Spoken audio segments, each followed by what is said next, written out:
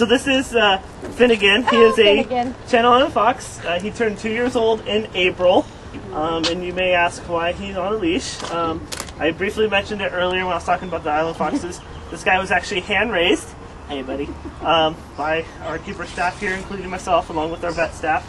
His mom actually had a condition called mastitis. It was an infection of her mammary glands. The mammal is infection in mammary glands. Doesn't work out so well. She wasn't able to produce milk. Luckily, we were aware of that condition prior to him being born, so we were able to intervene once he was born and hand raise them. Because of that, he doesn't really know exactly how to act like a fox. He still does have a lot of those natural instincts. He will actually try to hunt prey. Walking around the zoo, if he sees a lizard or something moving in the bushes, he'll definitely dart after it. So some of those natural instincts are still there. However, he does vocalize kind of like he's whining sometimes. Most likely he probably developed that when we were hand feeding him. He was probably whining he was whining and we were probably feeding him, so he made the association. If I whine, I get attention or food, things like that. Wine and dine.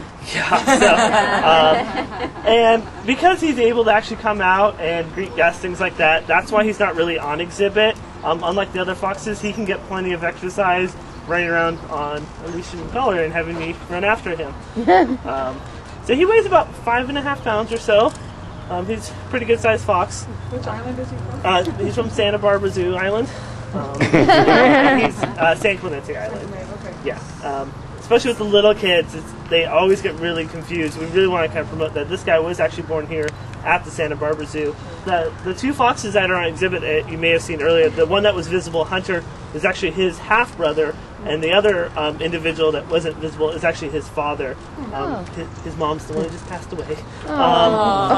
And so, unfortunately, that is because that was his mother. Obviously, we were not planning on breeding him with her, but she was the last living female in captivity. Doesn't mean he will not ever breed.